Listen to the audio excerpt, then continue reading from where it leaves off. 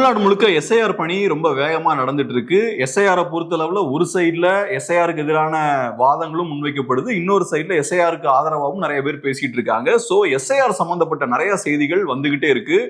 இந்த செய்திகளை உடனுக்குடன் தெரிஞ்சுக்கணும்னா வெயிட் நியூஸ் ஆப்பை டவுன்லோட் பண்ணுங்க. ஆப்புக்கான லிங்கை நாங்க டிஸ்கிரிப்ஷன்ல ஷேர் பண்ணிருக்கோம். தமிழ் தடம் பார்வையாளர்களுக்கு வணக்கம். இன்னைக்கு மீண்டும் அண்ணன் கேப்ரியல் கூட உரையாட போறோம். நிகழ்ச்சிக்குள்ள போறதுக்கு முன்னாடி உங்ககிட்ட தொடர்ச்சியா வைக்கிற ஒரு கோரிக்கை, உங்களுடைய ஆதரவே எங்களுடைய வளர்ச்சி. தொடர்ந்து நம்ம சேனலை பார்க்குற புது உறவுகள் சேனலை சப்ஸ்கிரைப் பண்ணிட்டு பாருங்க. தூய தமிழ்ல சொல்லணும் அப்படின்னா உங்களுடைய ஏற்பிசைவை மனமுவந்து எங்களுக்கு தாருங்கள். வீடியோ பிடிச்சிருந்தா விருப்பம் தெரிவிங்க, உங்களுடைய மேலான கருத்துக்களை கமெண்ட் பாக்ஸ்ல தெரிவிங்க, மற்றவங்களுக்கும் வீடியோவை பகிருங்க. இப்போ வாங்க நிகழ்ச்சிக்குள்ள போகலாம். அண்ணே வணக்கம். வணக்கம். நேற்றைக்கு விஜய் அவர்கள் நீண்ட இடைவெளிக்கு பிறகு மக்கள் சந்திப்பு நடத்தி இருக்கிறாரு. அதுல பல விஷயங்களை பத்தி பேசி இருக்கிறாரு. அவருடைய வார்த்தைகள்லயே அதை நாம பார்க்கலாம் அப்படின்னு நினைக்கிறேன். அதை நான் அப்படியே படிக்கிறேன். எடுத்த உடனே எம்ஜிஆரோட பாட்டுல இருந்து தொடங்குறாரு. காஞ்சிபுரத்துல பேசுறாரு அப்படிங்கிறதுனால, நாட்டுக்காக உழைப்பதற்கே அண்ணா பிறந்தார், பொது நலத்தில் தானே நாள் முழுக்க கண்ணா இருந்தார் அப்படிங்கிற அந்த பாட்டை சொல்லி ஆரம்பிச்சுட்டு, அறிஞர் அண்ணா பிறந்த மண் காஞ்சிபுரம், தன்னுடைய வழிகாட்டி என்பதாலேயே தான் ஆரம்பித்த கட்சி கொடியில் அண்ணாவின் படத்தை வைத்தார் எம்ஜிஆர். ஆனால் அண்ணா ஆரம்பித்த கட்சியை கைப்பற்றியவர்கள் என்னவெல்லாம் செய்கிறார்கள் என்று நான் சொல்லித்தான் உங்களுக்கு தெரிய வேண்டுமா? யார சொல்றாருன்னு தெரியலன்னா உங்களுக்கு யாராச்சும் புரியுதா? சும்மா நடிக்காதீங்க. அண்ணா ஆரம்பித்த கட்சி அப்படின்னா திமுக தான். திமுகவை கைப்பற்றியவர்கள் இன்னைக்கு என்னெல்லாம் பண்றாங்க அப்படின்னு மக்களை நோக்கி கேள்வி கேட்கிறாரு. நான் சொல்லிதான் உங்களுக்கு தெரியணுமா அப்படின்னு கேட்கிறாரு. அது மட்டும் இல்லாம, மக்களே உங்களுக்குத்தான் அது நன்றாக தெரியுமே, தனிப்பட்ட முறையில் அவர்களுக்கும் எங்களுக்கும் எந்த பிரச்சனையும் இல்லை, எந்த வாய்க்கா வரப்பு தகராறும் இல்லை, அப்படியே இருந்தாலும் அதை நாம் கண்டுக்க வேண்டியது இல்லை. தனிப்பட்ட முறையில் அவர்கள் வேண்டுமானால் நம் மீது வன்மத்தோடு இருக்கலாம், ஆனால் நாம் அப்படி கிடையாது அப்படிங்கிறாரு. இது அவரோட பெருந்தன்மைன்னு எடுத்துக்கலாமா? முதல்ல நம்ம உள்ள போறதுக்கு முன்னாடி, விஜய் அவர்கள் அரசியலுக்கு வந்ததுக்கு அப்புறம் ஃபர்ஸ்ட் வரும்போது ஒரு பெரிய ஹைப் இருக்கு. நிறைய மேடைகள்ல பேசுறாரு, அதுக்கப்புறம் மக்களை சந்திக்க போறார், பிரச்சாரம் பண்றாரு, இந்த ரோட் ஷோ எல்லாம் போறாரு. அதுக்கப்புறம் பெரிய அசம்பாவிதம் நடக்குது, திரும்பவும் இப்ப வெளியே வரார். ஸ்லோவா சில விஷயங்கள்லாம் செஞ்சதுக்கு அப்புறம் இப்ப வெளியே வரார். ஓவராலா நான் அப்சர்வ் பண்ண விஷயம் என்னன்னா, விஜயோட அந்த ஹைப் வந்து கம்மியாயிட்டு இருக்கு. அவர் ஃபர்ஸ்ட் டைம் வெளியே வந்து பேசினப்ப அது கிரியேட் பண்ண ஹைப் இன்னைக்கு இல்லை. போக போக அவர் கிரியேட் பண்ணக்கூடிய அந்த ஹைப்போட லெவல் பார்த்தோம்னா கம்மி ஆகிட்டே இருக்கு. அதுவும் குறிப்பா கரூர் சம்பவம் விஜயோட கெப்பாசிட்டியை ரொம்ப கம்மி பண்ணிருக்கு. விஜயால இப்ப பிடிச்ச மாதிரி பிடிச்ச விதமா செயல்பட முடியாது. விஜயோட ஸ்ட்ரென்த்தை அந்த கூட்டத்தை காட்டுறதுதான். இனி நீங்க பிடிச்ச மாதிரி கூட்டத்தை காட்ட முடியாது அப்படின்ற ஒரு சூழலை அது ஏற்படுத்தியிருக்கு கரூர் சம்பவம். ஸோ அதனால இப்ப நீங்க இண்டோர் ஆடிட்டோரியம்ல ரொம்ப கண்ட்ரோல்டா உங்களுக்கு தெரிஞ்ச கரெக்டான நாட்டுல உள்ள கொண்டு வந்து உட்கார வைக்கிறீங்க. ஏன்னா புசியானதுலாம் ரொம்ப கேர்ஃபுல்லா இருந்தார் அப்படின்ற விஷயத்தையும் நம்ம கேள்விப்படுறோம். யார் உள்ள வராங்க அப்படின்றதுல ரொம்ப கவனமா இருக்காங்க. ஸோ இப்ப எக்ஸ்ட்ரா காஷியஸா நீங்க இருக்கீங்க, எதுவும் அசம்பாவிதம் நடந்துடக்கூடாது அப்படின்றதுல. விஜயோட ஸ்ட்ரென்த்தே ஸ்டார்டிங்ல இருந்து என்னன்னா அந்த கூட்டத்தை காட்டுறதுதான்.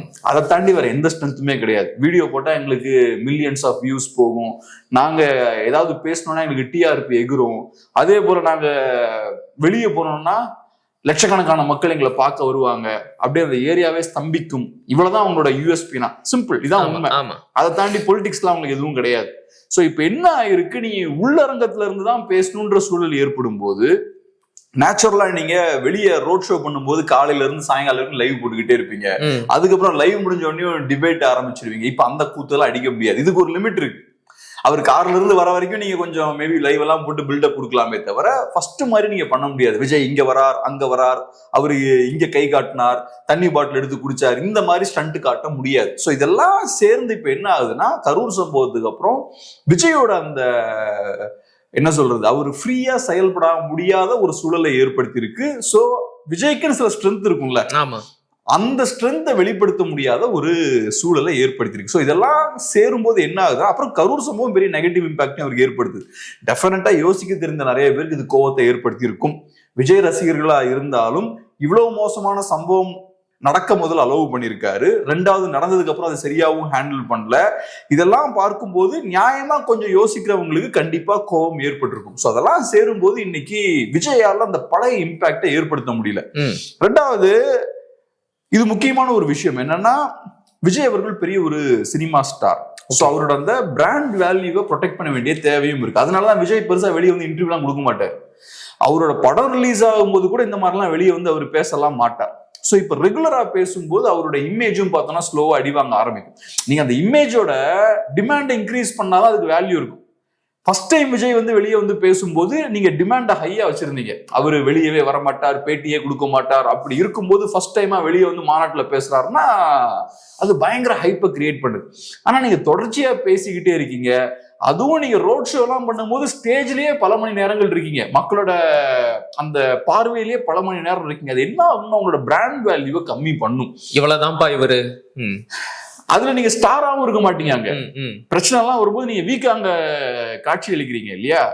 சோ அப்ப நீங்க ஒரு ஸ்டேஜ் மேனேஜ் பண்ணி சினிமால அந்த 4 ஸ்கிரீனுக்கு முன்னாடி உள்ள 4 ஃப்ரேமுக்குள்ள உங்களோட இமேஜை பில்ட் பண்றாங்க பாருங்க, அப்படிலாம் நீங்க பண்ண முடியாதுங்க. ஸோ இதெல்லாம் சேரும்போது நான் எப்படி பார்க்கிறேன்னா நிறைய நெகட்டிவ்ஸ் வந்து இங்க ஏற்படுது. கமலுக்கு இந்த பிரச்சனை இருந்தது கிடையாது. ரஜினி அவர்களை பொறுத்தளவு லைட்டா ஹைப் கிரியேட் பண்ணுவார். படம் ரிலீஸ் ஆகிறதுக்கு முன்னாடி லைட்டா ஹைப் கிரியேட் பண்ணிட்டு போயிடுவார். கமல்ஹாசன் டிஃப்ரெண்டான கேரக்டர். அவருக்கு இந்த பிரச்சனை எல்லாம் இல்லை. இந்த மாதிரியான ஒரு சூப்பர் ஹீரோ இமேஜ் அவர் மெயின்டைன் பண்ணல. அதை பாதுகாக்க வேண்டிய தேவையும் அவருக்கு இல்லை. ஆனா விஜய்க்கு இந்த சிக்கல்கள்லாம் இருக்கு. ஸோ இப்போ என்ன நான் பாக்குறேன்னா, ஒண்ணு ஓவராலா அவரோட அந்த ஒரு பழைய ஹைப் வந்து இப்ப விஜய்க்கு இல்ல. பேசினதுக்கு அப்புறம் விஜய் பேசின விஷயங்கள் பெரிய இம்பாக்டை ஏற்படுத்த மாட்டேங்குது. நான் சொல்றேன், இதே மாதிரி கண்டினியூஸா பேசிக்கிட்டே இருந்தாருன்னா அவருக்கு இன்னும் கொஞ்சம் கூட கம்மியாகும்.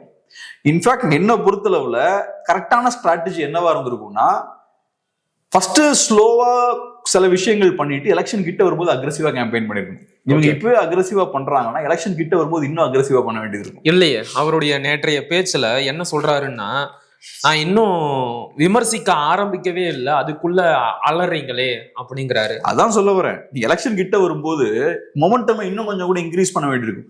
இன்னும் இன்க்ரீஸ் பண்ண ஆரம்பிக்கிறீங்கன்னா நீங்க ஒரு ஸ்டாரா இருக்க மாட்டீங்க, ஒரு சூப்பர் ஹீரோவா இருக்க மாட்டீங்க, நீங்க சாமானியனா மாறிடுவீங்க. ஆனா அரசியல்ல அடிக்கடி வெளியில வந்து மக்களை சந்திக்காம எப்படி இருக்க முடியும்? ஆனா நீங்க ஒரு ஸ்டாரும் கூட இல்ல, உங்க வேல்யூவும் போயிரும்ல. உங்களோட ஒரே மூலதனம் உங்களுடைய அந்த ஸ்டார் வேல்யூ மட்டும்தான். விஜயோட ஸ்ட்ரென்த் என்னன்னா, விஜய் ஒரு லீடர் கிடையாதுங்க. ஒரு லீடர்னா நெல்சன் மண்டேலாவுக்கும் யாசர் அராஃபத்துக்கும் மார்ட்டின் லூத்தர் கிங்குக்கும் மக்களை எப்படி டீல் பண்ணணும்னு தெரியும். அவங்க எக்ஸ்ட்ராடினரி பெர்ஃபார்மன்ஸ். இவருக்கு ஸ்கிரீன்ல தான் ஒரு ஹீரோவா இருக்க முடியும் இவரால. இவருக்கு வெளியே வந்து ஹீரோவா இருக்க முடியாது. ஒரு மார்ட்டின் லூதர் கிங் மாதிரி வெளியே வந்து ஹீரோவா இருக்க முடியாது, எமோஷன்ஸை கிளப்ப முடியாது, அது இவரால பண்ண முடியாது. சோ நீங்க வீக்கா இருக்கக்கூடிய ஏரியால உங்களை ஓவர் எக்ஸ்போஸ் பண்ணீங்கன்னா நீங்க அடி வாங்குவீங்க. நீங்க வீக்கா இருக்க இடத்துல நீங்க ஓவர் எக்ஸ்போஸ் பண்ண கூடாது உங்களை. இது நான் வந்து ஜென்ரலான லீடர்ஸ்க்கு நான் சொல்ல, விஜய்ன்ற ஒரு பர்டிகுலர் பொலிட்டிக்கல் பார்ட்டியோட லீடருக்கு நான் சொல்றேன். ஒரு பாப்புலர் லீடருக்கு இது பொருந்தும். எது? ஒரு தன்னுடைய பாப்புலாரிட்டியை முன் வச்சு அரசியல் பண்றவருக்கு இது பொருந்தும். பாப்புலரான பொலிட்டிக்கல் லீடருக்கு வெளியே வர்றது நல்லதுங்க. இப்ப சீமானுக்கு வெளியே வர்றது நல்லது. அதே மாதிரி ஃபேமஸான பொலிட்டிக்கல் லீடர்ஸ்க்கு வெளியே வந்து ஆக்டிவா இருக்கிறது நல்லது. அங்க வெளியே வரும்போதெல்லாம் அவன் ஸ்கோர் பண்ணுவாங்க. ஆனா நீங்க ஸ்கோர் பண்றது ஸ்கிரீன்ல, அதுதான் உங்களோட ஸ்ட்ரென்த். நீங்க ஸ்டேஜ்ல வீக்கா இருக்கக்கூடிய ஏரியா, நீங்க அங்க நீங்க ரெகுலரா வந்துகிட்டே இருந்தீங்கன்னா ஓவர் எக்ஸ்போஸ் ஆவீங்க. சோ இது ஒரு இனிஷியல் அப்சர்வேஷன். ரெண்டாவது முக்கியமான ஒரு விஷயம் என்னன்னா, விஜய் அவர்கள் பேசின காரியங்கள் எப்பவும் இருக்கக்கூடிய அதே பேசிக் ஃபார்முலா தான். ஒண்ணு, ரொம்ப ஆழமா போகாம தட்டையா திமுக விமர்சிக்கிறது, திமுக தலைவர்களை சும்மா பேசிக்கா விமர்சிக்கிறது, இண்டிவிஜுவல் லெவல்ல அவங்கள விமர்சிக்கிறது. ரெண்டாவது, அதிமுக பலவீனமா இருக்குன்றத எஸ்டாப்ளிஷ் பண்றது. மூணாவது, பட்டியலிடுறது, சில பிரச்சனைகளை பட்டியலிடுறது, இந்த விஷயங்கள் பண்றது. அப்புறம் நாலாவதா இப்ப இன்னொன்னும் பண்றாரு, நாங்க வந்தா சில விஷயங்கள் செய்வோம் அப்படின்ற ஒரு பாயிண்டையும் அவரு சொல்றாரு, வாக்குறுதிகளை கொடுத்திருக்கிறாரு. அது போக வேற எதுவும் கிடையாது. இதுதான். அதுக்கப்புறம் ஆடியன்ஸை எனர்ஜெட்டிக்கா வைக்கிறதுக்கு சில பஞ்ச் டயலாக்கள், இது எல்லா பேச்சிலையும் இருக்கு. இன்ஃபேக்ட் அந்த பஞ்ச் டயலாக்லாம் பார்க்கும்போது எனக்கு ரொம்ப பரிதாபமா இருக்கு. ஏன்னா விஜய்ன்ற ஒரு லீடர் பார்த்தோம்னா, விஜய்ன்ற ஒரு இண்டிவிஜுவல் வச்சுப்போமே பார்த்தோம்னா, அவரோட இன்டர்வியூ நம்ம பாக்குறதே ரொம்ப கஷ்டம். பெருசா இன்டர்வியூ கொடுக்க மாட்டாரு, பெருசா வெளியே வர மாட்டார். ஸோ அவருக்கு ஒரு பெரிய ஸ்டேச்சர் இருக்கு. நான் சாதாரண ஆள் கிடையாது, நான் ஈஸிலி அக்சசபிள் கிடையாது, என் கண்ணட்டை நீ பார்க்க முடியாது அப்படின்னா பெரிய ஒரு ஸ்டேச்சர்ல நீங்க இருக்கீங்க. அப்போ உங்க வாயிலிருந்து வரக்கூடிய வார்த்தைகளும் அந்த ஸ்டேச்சருக்கு ஏத்த மாதிரியான வார்த்தைகளா இருக்கணும். நீங்க ஒரு சாமானியனா சாதாரண ஆள் மாதிரி மாறக்கூடாது. இவர் வந்து பேசும்போது நிறைய இடங்கள்ல ரொம்ப கேஷுவலா நிறைய விஷயங்கள் பேசிட்டு இருக்காரு. அந்த ஆடியன்ஸை குஷிப்படுத்துறதுக்காக நிறைய விஷயங்கள் பேசுறாரு. என்ன அலற ஆரம்பிச்சிட்டீங்க, இந்த மாதிரிலாம் நிறைய பேசுறாரு. எக்ஸாக்ட் அந்த நினைக்கிறேன். இப்பவே அலற ஆரம்பிச்சிட்டீங்க, நாங்க வந்து இன்னும் அடிக்கவே ஆரம்பிக்கல, ஆமா தொடச்சு விடுவோமா என்னலாமோ பேசுறாரு. சோ நீங்க அப்படி சொன்னாருன்னு நினைக்கிறீங்களா? சோ நீங்க இவ்வளவு பெரிய ஒரு இடத்துல இருக்கீங்க, உங்களோட கண்டென்ட்டுக்கு பெரிய ஒரு ரேரிட்டி வேல்யூ இருக்கு. அப்ப நீங்க அந்த ஸ்டேச்சரை ப்ராப்பரா யூஸ் பண்ணும். நீங்க ஸ்டேஜுக்கு ஏறும்போதும் அந்த ஒரு ஸ்டேச்சர் மெயின்டைன் பண்றீங்க பாருங்க, அதுக்கு ஏத்த மாதிரி பேசணும். இந்த லெவல்ல நீங்க பேசிட்டு இருந்தீங்கன்னா உங்களோட நீங்க இந்த 30 இயர்ஸா கட்டி வச்சிருக்கக்கூடிய இந்த பயங்கரமான ஒரு இமேஜ் இருக்கு பாருங்க, அதை நீங்களே கிராக் பண்ணிட்டு. ஆனா அப்படி எதுவுமே தெரியலையே. அவர் பேச பேச அவருடைய தொண்டர்கள் கீழே இருந்து ரொம்ப உற்சாகமா ஆர்ப்பரிக்கிறாங்க, கை தட்டுறாங்க, அவரை வந்து ஆஹா ஓஹோ அப்படின்னு கொண்டாடுறது தான் பார்க்க முடியுது. சிம்பிளா ஒரு இடத்துல நான் சொல்றேன், அந்த தொண்டர்கள் எவ்வளவு பேசிக்கா இருக்காங்க, புரிதல் இல்லாம இருக்காங்கன்றத நான் புரிய ஒரு விஷயத்த சொல்றேன். அவரு பெண்கள் எப்படி அண்ணா யூனிவர்சிட்டியில பாதிக்கப்பட்டாங்க, அதை எப்படி பெண் பாதிக்கப்பட்டாங்கன்னு சொல்லும் போது அவரு சீரியஸான இஷ்யூ பேசுறாருன்னு கூட தெரியாம அவங்க கத்துறாங்க. அண்ணா யூனிவர்சிட்டின்னு சொன்னோன்னு கத்துறாங்க, கோயம்புத்தூர்னு சொன்னோடனையும் ஆச்சா புச்சான்னு கத்துறாங்க. அவங்களுக்கு அங்க என்ன அவர் பேசிட்டு இருக்காருன்றதே தெரியல. சோ இதை ஏன் சொல்றேன்னா, அவரோட அந்த ஹார்ட் கோர் ஃபேன்ஸை நீங்க உள்ள வச்சிருக்கீங்க. அவர் ஸ்டேஜ்ல இருக்கும்போது பார்க்க வர்றது ஹார்ட் கோர் ஃபேன்ஸ். அந்த ரோட் ஷோ எல்லாம் அவங்க நீங்க என்ன சொன்னாலும் கத்துவாங்க. அவங்களுக்கு அண்ணா யூனிவர்சிட்டியில என்ன நடந்ததுன்னு தெரியாது. அவர் அண்ணா யூனிவர்சிட்டி சொன்னோடனே ஏதோ தலைவர் பஞ்ச் பேச வராரு போல நினைச்சிட்டு அவங்க அச்சா புச்சான்னு கத்த ஆரம்பிக்கிறாங்க. அது விஜய்க்கு கொஞ்சம் எம்பாரஸ்மெண்டா இருக்கு. அவர் அதை பேசும்போது பாத்தீங்கன்னா, இப்ப நம்ம ஒரு விஷயத்த பேசுறோம்னா நம்ம பேசுறத கரெக்டா புரிஞ்சு ஆடியன்ஸ் அதுக்கு ரெஸ்பாண்ட் பண்ணாதான் நம்மளோட பேச்சு சக்சஸ். அதுதான் நமக்கும் பெருமை. நீ என்ன பேசினாலும் கத்திக்கிட்டே இருந்தா, நான் பேசுறத சுத்தமா புரிஞ்சுக்காம சம்பந்தமே இல்லாம வேற டோன்ல நீங்க கத்துறீங்கன்னா அது எனக்கு அவமானம். அது நீங்க என்ன ஸ்டேஜ்ல வச்சு என்ன எம்பாரஸ் பண்றீங்க. ஒரு பிரின்சிபல் ஸ்டேஜ்ல பேசும்போது பாத்தீங்கன்னா மொக்கையா பேசிட்டு ஆடியன்ஸ் டக்குன்னு கைதட்ட ஆரம்பிச்சிருப்பாங்க. அது காரணம் என்ன, முடிஞ்சிருச்சு, கிளம்பு டைம் ஆகுதுன்னு அர்த்தம். அது ஏறக்குறைய அந்த மாதிரியான இம்பாக்டை ஏற்படுத்துற விஷயம். அதான் நான் பாக்குறேன். அண்ணா யூனிவர்சிட்டி பிரச்சனையை பத்தி பேசும்போது, கோவை மாணவி பாலியல் வன்கொடுமை பத்தி பேசும்போது அவங்க கை தட்டுறாங்க எல்லாம் பயங்கரமா. அது ஏதோ பெரிய பஞ்ச் டயலாக் ஒரு பேசின மாதிரி கை தட்டுறாங்க. அவங்களோட எதிர்பார்ப்பு என்னன்னா, தலைவருக்கு நம்ம ஒரு 30 செகண்ட்ஸ் கூட கத்திக்கிட்டே இருக்கணும். அவர் என்ன பேசுறாருன்றது எனக்கு முக்கியம் கிடையாது. அவர் ஒரு ஏத்த இறக்கத்தோட பேசுவாரு, நாங்களும் அதுக்கு ஏத்த மாதிரி கை தட்டிக்கிட்டே இருப்போம். அவர் பிச்சை இன்க்ரீஸ் பண்ணும்போது ரைட் நமக்கான கண்டென்ட்னு அவங்க கத்த ஆரம்பிச்சிட்டாங்க. சோ அதனால நான் என்ன சொல்ல வரேன்னா, இவங்களை வச்சு நீங்க ஜட்ஜ் பண்ணாதீங்க. அங்க 2000 பேர் நேத்து வந்து உட்கார்ந்து இருப்பாங்க, 2000 கூட இருக்க மாட்டாங்கன்னு நினைக்கிறேன். 2000 பேருக்கு தான் அனுமதி, சிறப்பு அனுமதி. ஏன்னா அது ஒரு இண்டோர் ஈவெண்ட்னால அதுக்கு ஒரு லிமிடேஷன் இருக்கு. நீங்க 1000ல இருந்து 2000 பேர் தான் உள்ள உட்கார வைக்க முடியும். சோ அப்படி இருக்கும்போது நீங்க கரெக்டா உங்களுக்கு விசுவாசமான லாயல் ஃபேன்ஸை உள்ள உட்கார வைக்கிறீங்க.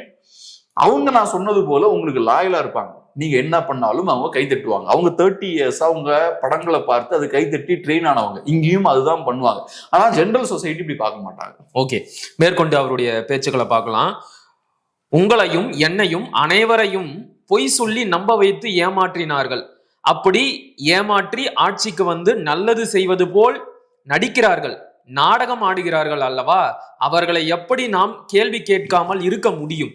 அவர்களை கேள்வி கேட்காமல் விட்டுவிட்டோம். தெரிந்தோ தெரியாமலோ காஞ்சிபுரம் மாவட்டத்திற்கும் நமக்கும் ஒரு இணைப்பு ஏற்படுகிறது. ஏனென்றால் என்னுடைய முதல் பயணத்தை தொடங்கியது பரந்தூரில் இருந்துதான். இன்றைக்கு மிகப்பெரிய மனவேதனைக்கு பின் இந்த மக்கள் சந்திப்புக்கு வந்திருக்கிறேன் அப்படிங்கிறாரு. அதாவது என்ன சொல்ல வர்றாருன்னா, உங்களையும் என்னையும் ஏமாத்தி ஓட்டு வாங்கி திமுக ஜெயிச்சு ஆட்சிக்கு வந்துட்டு நல்லது செய்யவே இல்லை அப்படிங்கிறாரு. அப்ப இவர் வந்து 2021 திமுகவுக்கு தான் ஓட்டு போட்டிருக்கிறாரு. அது ஆதவர்ஷனமும் சொல்லிட்டாரு. ஆமா, அந்த கருப்பு சிவப்பு சைக்கிளை ஓட்டிக்கிட்டு போய் ஓட்டு போட்டது. இங்கேயும் ஏறக்குறைய அந்த விஷயம் தான் கன்வே ஆகுது. இதுவும் ஒரு ஸ்ட்ராட்டஜிக் மிஸ்டேக். எப்பவுமே ஒரு தலைவர் வந்து பொலிட்டிக்கலா என் ஜட்ஜ்மெண்ட் தப்பா இருக்கு, அரசியல் புரிதல் இல்லாம ஒரு தப்பு பண்ணிட்டு அப்படின்ற விஷயத்த ஓப்பனா சொல்லக்கூடாது. சில இடங்கள்ல நீங்க மன்னிப்பு கேட்கலாம். கரூர் சம்பவம் நடந்ததுன்னா அதுக்கு நீங்க மன்னிப்பு கேட்கணும். 41 பேர் இறந்திருக்காங்க, அதுக்கு நீங்க தார்மீக பொறுப்பு இருக்கணும். அந்த இடத்துல உங்களுக்கு ரெஸ்பான்சிபிலிட்டி இருக்கு. ஆனா நான் அறியாமையில ஏமாந்துட்டேன்றதை நீங்க சொல்லக்கூடாது. உனக்கு அந்த புரிதல் இல்லைன்னா நான் எதனுமே உனக்கு ஓட் போடுறது, அந்த லாஜிக் முக்கியம். சோ அறியாமையில நானும் நீங்களும் ஏமாந்துட்டோம் அப்படின்னு சொன்னீங்கன்னா உங்களுக்கு அரசியல் புரிதல்னு அர்த்தம். இத்தனை நாட்களாக அந்த கருப்பு சிவப்பு சைக்கிளை ஓட்டுனதுக்கு என்ன சொன்னாங்க அப்படின்னா, அன்னைக்கு ஓட் பூத் வந்து என் வீட்டுக்கு பின்பக்கம் தான் இருந்துச்சு. நான் கீழே இறங்கி வந்தேன், அங்க வந்து என் பையன் ஓட்டுற சைக்கிள் இருந்துச்சு. திடீர்னு அவன் ஞாபகத்துல அந்த சைக்கிளை எடுத்துக்கிட்டு ஓட்டிக்கிட்டு போனேன், அவ்வளவுதான், அதுல பெருசா வேற எதுவுமே இல்லை அப்படின்னு அவர் தான் சொன்னாரு. இன்னைக்கு அவரே அதை பொய்ன்னு நிரூபிச்சுட்டாரு. ஆமா, நான் திமுகவிற்கு தான் ஓட்டு போட்டேன், அதுக்காக தான் அந்த சைக்கிள்ல போனேன் அப்படிங்கிறத மறைமுகமா அவரே ஒத்துக்கிட்டாரு. ரெண்டு நான் ஏமாந்துட்டேன்னு சொல்றாரு.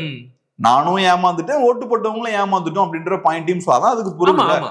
நான் எதையோ நம்பி ஓட்டு போட்டேன், ஆனா நான் எதிர்பார்த்தது நடக்கல. சோ ஏமாற்றத்துல நான் இப்ப பேசுறேன். அதானே ஒரு தலைவர் இந்த டோன்ல பேசக்கூடாது. பொலிட்டிக்கலா நீங்க ஒரு அரசியல் புரியாம நீங்க ஏமாறுறீங்கன்னா you are not fit to லீடுன்னு அர்த்தம். சோ அந்த விஷயமும் நான் பார்க்கும்போது வீக்கான விக்கெட்ல இருக்க. சில நேரங்கள்ல சில விஷயங்கள் நடக்கும். நீங்க பெரிய ஈவெண்ட் ஒன்று ஆர்கனைஸ் பண்ணும்போது ஒரு அசம்பாவிதம் நடக்குதுன்னா உங்க சக்தியை மீறி இது நடக்குது, அதுக்கு நீங்க பொறுப்பேற்கணும். மாரல் ரெஸ்பான்சிபிலிட்டின்றது வேற, அது நீங்க எடுக்கணும். ஆனா இந்த இடத்துல நான் ஏமாந்துட்டேன் அப்படிங்கறத அரசியல் புரிதல் இல்லாம நான் ஏமாந்துட்டேன், அது என்னன்றது தெரியாம நான் ஏமாந்துட்டேன்னா you are not fit to லீடுன்னு அர்த்தம். நீங்க திரும்பவும் இதே மாதிரி ஏமாறுவீங்கன்னா அர்த்தம். சோ இப்ப திமுக ரொம்ப நல்ல கட்சி, நீங்க இப்ப நம்பி ஓட் போட்டிருக்கீங்க, நீங்க சொல்ல வர விஷயம் சொல்றாரு. அப்ப உங்களுக்கு அரசியல் புரிதல் அர்த்தம். இப்ப உங்களுக்கு ப்ராப்பரான கொள்கை, சித்தாந்தம், கோட்பாடெல்லாம் இருந்திருந்தா அதை யார்ட் ஸ்டிக்கா யூஸ் பண்ணி, அதை ஒரு என்ன சொல்றது, ஒரு அளவுகோலா யூஸ் பண்ணி நீங்க அரசியலை அப்ரோச் பண்ணிருப்பீங்க. அப்ப நீங்க திமுக நல்ல கட்சின்னு பார்த்திருக்க மாட்டீங்க.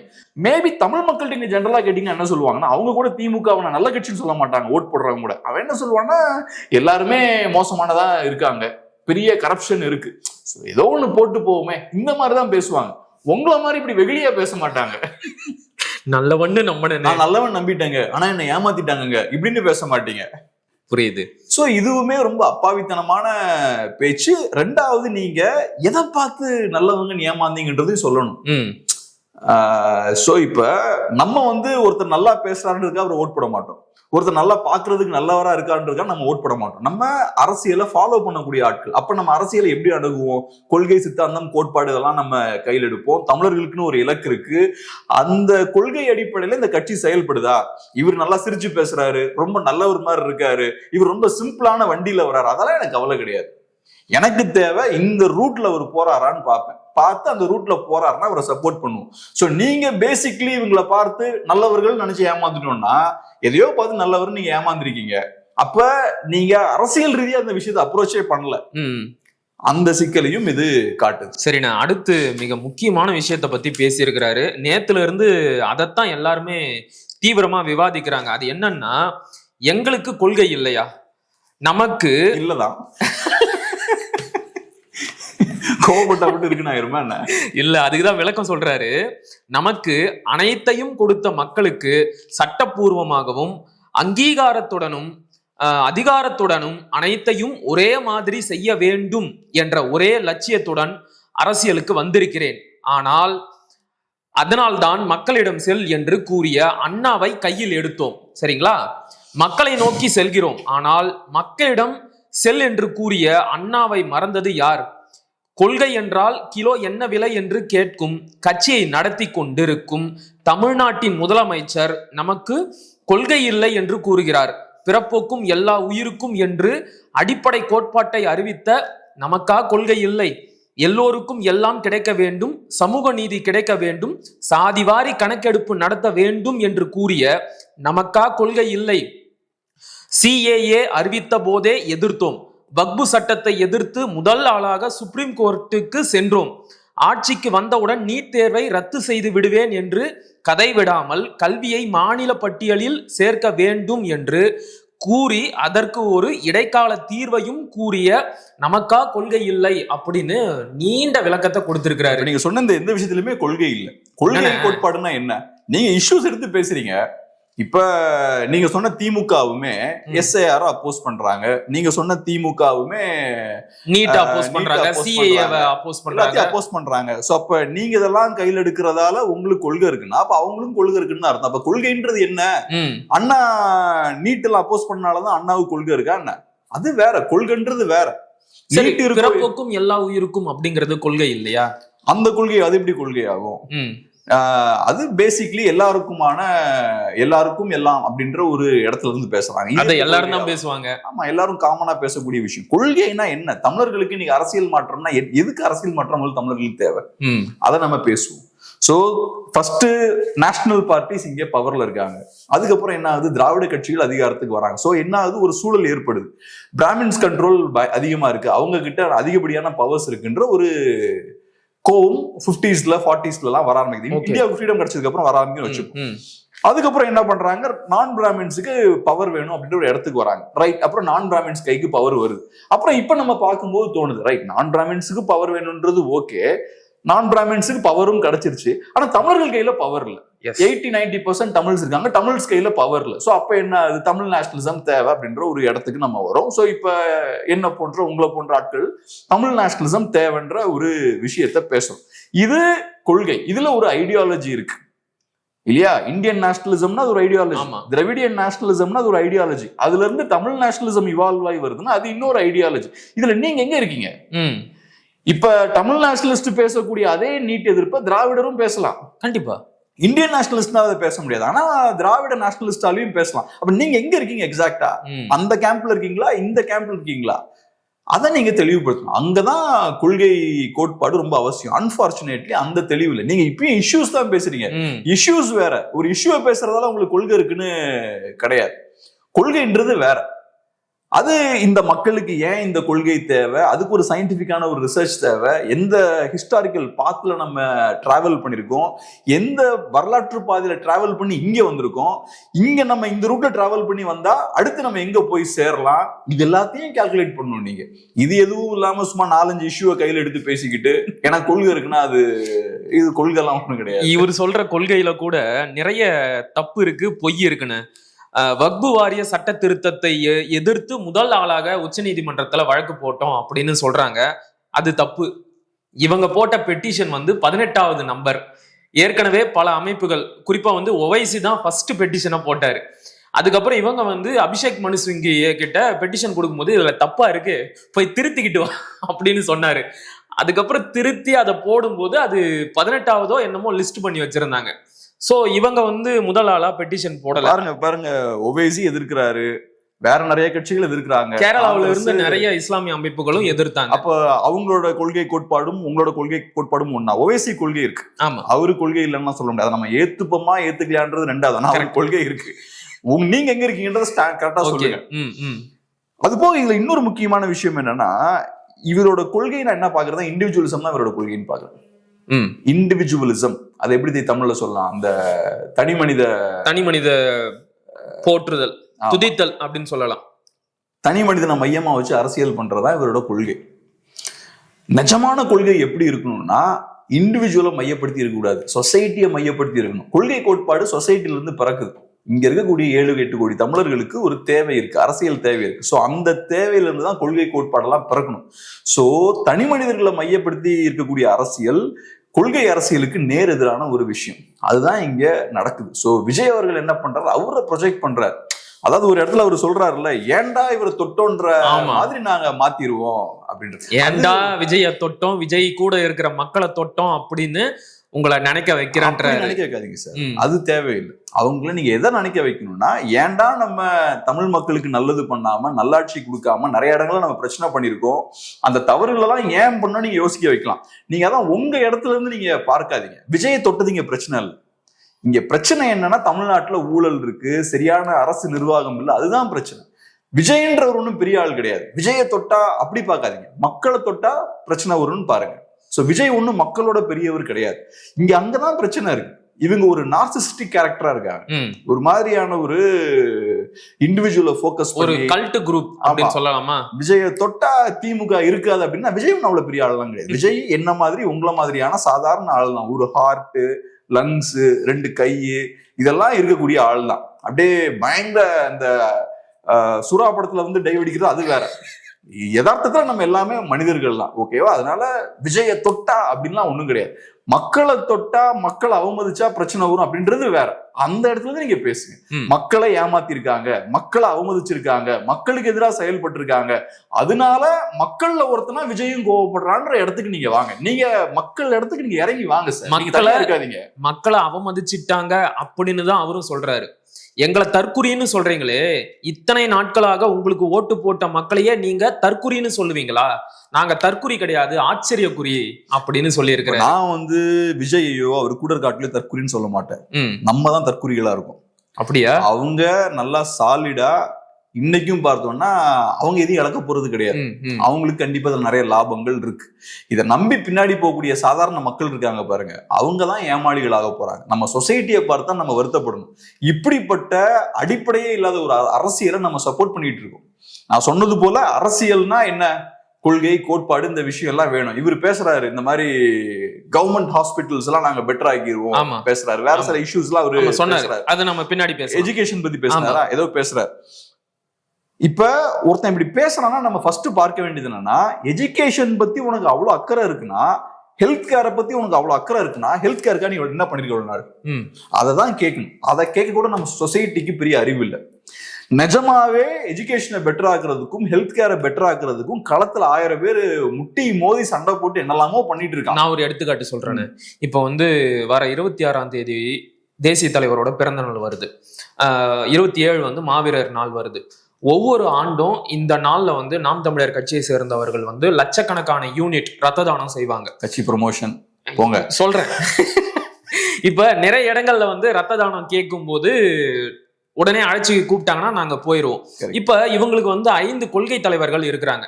இவங்களுடைய பிறந்த நாளோ நினைவு நாளோ அந்தந்த நாட்கள்ல இவங்க கட்சி தொண்டர்கள் ரத்த தானமாச்சும் செய்யலாம் இல்லையா? அது கூட இவங்க செஞ்ச மாதிரி தெரியல. அது கூட நான் பொலிட்டிக்கல் ஆக்ஷன் இன்னும் பெட்டரா இருக்கும். இப்ப நான் வந்து ஒரு 500 ரூபாய் டொனேட் பண்ணலாம், ரத்தத்தை டொனேட் பண்ணலாம். ஒரு கான்செப்ட் இருக்கு, ரிஃபார்ம் ரெவல்யூஷன் ஒரு கான்செப்ட் இருக்கு. ரிஃபார்ம்னா என்னன்னா, சொசைட்டில நிறைய பிரச்சனைகள் இருக்கும், அந்த பிரச்சனைகளை அந்த சிஸ்டம் பெருசா மாத்தாம இருக்கக்கூடிய பிரச்சனையை கொஞ்சம் லைட்டா குறைக்கிறது. இப்ப ஃபார் எக்ஸாம்பிள், இப்ப எனக்கு ஒரு பிரச்சனை இருக்கு, அந்த பிரச்சனைக்கான மெயினான காரணம் என்னவா இருக்கும்? அரசு நிர்வாகம் சரியா இல்ல, சிஸ்டம் கரெக்டா இல்ல, எனக்கு வாய்ப்பு கிடைக்கல, இந்த மாதிரி நிறைய பிரச்சனைகள் இருக்கு. இதுக்கு பெர்மனன்ட் சொல்யூஷன் வேணா நீங்க என்ன பண்ணணும், என்ன மாதிரி நிறைய பேர் பாதிக்கப்பட்டிருப்பான், எல்லாத்தையுமே நீங்க மொபிலைஸ் பண்ணணும். அதெல்லாம் பண்ணா அது பொலிட்டிக்ஸ்குள்ள வரும், அது ரெவல்யூஷன் கான்செப்ட் கீழே வரும். ரிஃபார்ம்ன்றது என்னன்னா, நான் கஷ்டத்துல இருக்கும்போது எனக்கு ஒரு 5 ரூபா எடுத்து நீங்க கொடுக்குறது, அப்ப எனக்கு டெம்பரரியா லைட்டா ஒரு பெனிஃபிட் வரும். ஸோ ரிஃபார்ம் என்ன பண்ணும்னா ரெவல்யூஷனுக்கு எதிராகவும் போகும். ஏன்னா நான் பிரச்சனை இருக்கும்போது தான் வெளில வருவேன், நீங்க எனக்கு அப்பப்ப 100 ரூபா கொடுத்துட்டு இருக்கீங்கன்னா என்ன ஆகும்? நான் உடனே அப்படியே லைட்டா கம்ஃபர்டபுளா இருக்க ஆரம்பிச்சுவேன். இந்த 1000 ரூபாய் கொடுக்குறதுலாம் அந்த கதை தான், 10,000 ரூபாய் கொடுக்குறது அந்த கதை தான். அது ரிஃபார்ம் கீழே வரும். சில நேரங்களில் ரிஃபார்ம் அக்செப்ட் பண்ணிக்கலாம். ஒருத்தன் வயிறு பசி இருக்கா, நாளைக்கே செத்து போயிருவான்னா அவனுக்கு நம்ம சில கொடுத்துதான் பண்ணலாம். ஆனா அரசியல் மாற்றத்தை சப்ரஸ் பண்றதுக்கு ரிஃபார்ம் யூஸ் பண்றது இருக்கு பாருங்க, அது வந்து மோசமான விஷயம். இதெல்லாம் கம்யூனிசம்குள்ள தான் இந்த கான்செப்ட்லாம் வரும். ரிஃபார்ம் வர்சஸ் ரெவல்யூஷன்ற கான்செப்ட்லாம் அங்கதான் வரும். அந்த வகையில நான் எப்படி பாக்குறேன்னா, நமக்கு அரசியல் புரிதல் இருக்கக்கூடிய மக்கள் அரசியல்னா என்னன்ற புரிதலோட இருக்கணும். ஒருத்தன் ஒரு விஷயத்த பேசுறான்னா இது அரசியலா போகஸான்னு தெரியணும். இப்ப விஜய் பேசுறாருன்னா, நீ பேசுறன்னா என்ன செஞ்சிருக்க களத்துல, எஜுகேஷனுக்கு நான் இதெல்லாம் பண்ணிடுவேன்றீங்க, ரைட்டு. கிரவுண்ட்ல என்ன பண்ணிருக்கீங்க? இது வரைக்கும் எஜுகேஷனுக்காக என்ன பண்ணிருக்கீங்க? இது வரைக்கும் நீங்க ஹெல்த் கேருக்காக என்ன பண்ணிருக்கீங்க? பவரை கொடுத்தாதான் நான் எல்லாம் பண்ணுவேன்னா அப்படிலாம் நான் நம்ப முடியாது. முதல்ல உங்க ட்ராக் ரெக்கார்டை ப்ரூவ் பண்ணுங்க. எனக்கு இங்க இருக்கக்கூடிய ஹெல்த் கேர் சிஸ்டம் மோசமா இருக்கு, அது என்ன கவலைப்பட வைக்குது. அப்ப நான் களத்துல வந்து நிறைய ஆக்ஷன் எடுக்கணும், மக்களை மொபிலைஸ் பண்ணணும். இங்க பிரச்சனைகள்லாம் இருக்குன்னு நான் சிஸ்டமோட மோதணும். அதெல்லாம் மோதும் போது மக்கள் என்ன யோசிப்பாங்க? ரைட், இவனுக்கு நிஜமாவே அக்கறை இருக்கு, இவனுக்கு ஒரு வாய்ப்பு கொடுக்கலாம்னு யோசிப்பாங்க. ஆனா எதுவுமே பண்ணாம வீட்டுல உட்கார்ந்துக்கிட்டு நான் இப்படி பண்ணிடுவேன், நான் அப்படி பண்ணிடுவேன், அதெல்லாம் நானும் சொல்லாம எதுவுமே பண்ணலன்னு எப்படி சொல்ல முடியும்? 10 மற்றும் 12ஆம் வகுப்பு தேர்வுல நல்ல மதிப்பெண் எடுத்த மாணவர்களுக்கு ஒவ்வொரு ஆண்டும் பரிசு கொடுத்து ஊக்கப்படுத்துறாரு இல்லையா? அது ரிஃபார்ம் கீழே வரும். அதான் நான் கிளியரா சொல்றேன். நடிகர்கள் பண்றது எல்லாமே ரிஃபார்ம். டெய்லி பிறந்தநாள் வரும்போது பிரியாணி போடுவாங்க, சில பேர் என்ன பண்ணுவாங்க, இந்த மாதிரி குழந்தைங்களுக்கு ட்ரெஸ் வாங்கி கொடுப்பாங்க. இதெல்லாம் ரிஃபார்ம்க்கு கீழே வரும். நான் சொன்ன மாதிரி அரசியல் மாற்றம் வேற, ரிஃபார்ம் வேற. அரசியல் மாற்றம் வேணும்னா நீங்க என்ன செய்யணும்னா, இந்த குழந்தைங்களுக்கு ஏன் நோட் புக் எல்லாம் வாங்க முடியல, சோ சிஸ்டம்ல என்ன சிக்கல் இருக்கு, சிஸ்டம்ல எந்தெந்த லீக்கேஜஸ் இருக்கு, அப்ப இந்த ஆட்கள் எல்லாத்தையும் மொபிலைஸ் பண்ணி அந்த பிரச்சனை எங்க இருக்கோ அதை நோக்கி அதை அவங்கள திருப்பணும். அதுதான் உங்க வேலை. ஆனா அதை செய்யாம நீங்க என்ன பண்றது? ஃப்ரீயா சாப்பாடு போடுறது, ஃப்ரீயா நீங்க யூனிஃபார்ம்ஸ் கொடுக்கறது, நோட் புக் கொடுக்கறது, இதை பண்ணுங்க. ஆனா அது அரசியல் சொல்லிட்டு பண்ணாதீங்க. ஓகே, நான் எல்லாத்தையும் விமர்சிக்கணும்னா பண்ண, எல்லாருக்கும் இதே புரிதலோட செயல்படணும்னா நான் சொல்ல வரல. சிலவங்களுக்கு அது பிடிக்கும், சிலவங்களுக்கு ஒருத்தன் கஷ்டப்பட்டா பார்த்தா பிடிக்காது. வருத்தம் வரும். ஒருத்தர் சக மனிதன் கஷ்டப்படுறத பார்க்கும்போது வருத்தப்படுவாங்க. அப்ப இந்த மாதிரி சில விஷயங்கள் பண்ணுவாங்க. அதை நீங்க பண்ணுங்க. ஆனா அதை அரசியல் நினைச்சு பண்ணாதீங்க. அரசியல் வேற, அரசியல் மாற்றம் வேற, நீங்க செய்யறது வேற. நீங்க செய்யறது ரிஃபார்ம். உங்க பர்சனலா நீங்க சில ஹெல்ப் பண்றீங்க, அதை புரிஞ்சு பண்ணுங்கன்ற வேற எதுவுமே கிடையாது. சோ விஜய் அவர்கள் செய்யறது இன்னைக்கும் அரசியல் கிடையாது. அவர் சொல்றாருல, அண்ணா மக்கள் கிட்ட வாங்கன்னு சொல்றாருன்னு. நீங்க முதல் மக்கள்கிட்ட வந்தீங்களா?